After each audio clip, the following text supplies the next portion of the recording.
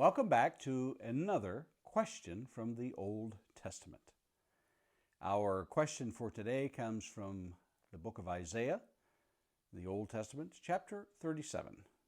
Isaiah chapter 37, the question is, "And shall you be delivered?" And to give us a context, we're going to be reading verses 1 through 20 of Isaiah chapter 37. Beginning in verse 1, "As soon as Hezekiah heard it, he tore his clothes and covered himself with sackcloth, and went into the house of the Lord. And he sent Eliakim, who was over the household, and Shebna the secretary, and the senior priests, covered with sackcloth, to the prophet Isaiah, the son of Amoz. He said to him, 'Thus says Hezekiah, this day is a day of distress, of rebuke, and of disgrace. Children have come to the point of birth, and there is no strength to bring them forth. It may be that the Lord your God will hear the words of the Rabshakeh, whom his master, the king of Assyria, has sent to mock the living God, and will rebuke the words that the Lord your God has heard. Therefore, lift up your prayer for the remnant that is left.' When the servants of King Hezekiah came to Isaiah, Isaiah said to them, 'Say to your master, thus says the Lord, do not be afraid because of the words that you have heard, with which the young men of the king of Assyria have reviled me. Behold, I will put a spirit in him, so that he shall hear a rumor and return to his own land, and I will make him fall by the sword in his own land.' And the Rabshakeh returned and found the king of Assyria fighting against Libnah, for he had heard that the king had left Lachish. Now the king heard concerning Tirkanah, king of Cush, he has set out to fight against you. And when he heard it, he sent messengers to Hezekiah, saying, 'Thus shall you speak to Hezekiah, king of Judah. Do not let your God, in whom you trust, deceive you by promising that Jerusalem will not be given into the hand of the king of Assyria.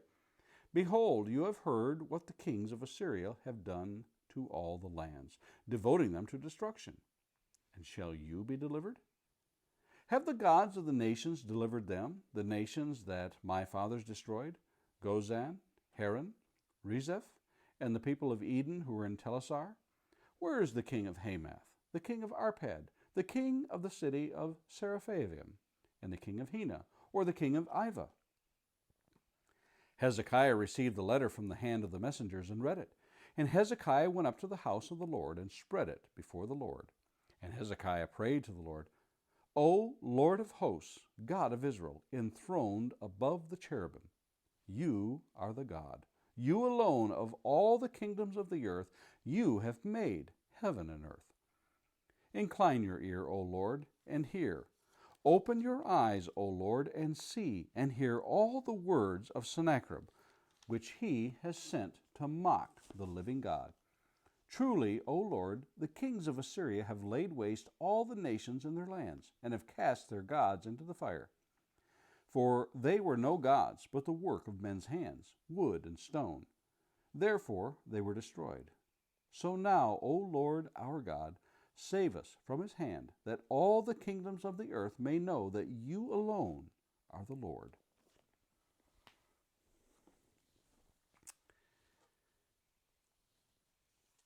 There is good, very good, extremely good money in fear. Politicians campaign on fear. If my opponents win, there will be, and they list the myriad of things you will be and not be. Advertising uses fear to sell you a whole host of products you dare not be without. News programs lead with devastation and destruction. Our current pandemic thrives on fear. You will die or cause others to die if you don't wear a mask or practice social distancing or get a vaccine or isolate yourself. Now, I'm not taking a stance on any of these precautions, only to say that fear is utilized to bring conformity. Now look around you and tell me what fear has caused in our current climate. Yes, life is scary. The future is unclear. Things could get worse. We may have to change everything we've gotten used to, and it may be catastrophic. Oh, wait, that's not making things better. But think about it. History is complete with this same scenario over and over, and it will continue on into the future. Is there a bright side to this rant? Well, I sure hope so. Now go back and read the account of Sennacherib's assault on Jerusalem and Judah. Remember, Assyria had already attacked the northern kingdom of Israel and taken the best of the best into captivity. Now he has set his sights on Jerusalem. Nothing, seemingly, can stop him. Hezekiah stripped the gold from the temple doors and doorposts already. And now Rabshakeh, that's a title for a cupbearer, comes to deliver a message to the people of Jerusalem and tells them that the destruction of Jerusalem is next on the list. With threats and promises of laying waste to the city, the rants continue. But Sennacherib makes the fatal mistake of sending his cupbearer to insult the God of Jerusalem. The gods of all the other lands weren't able to deliver them, and neither will your God.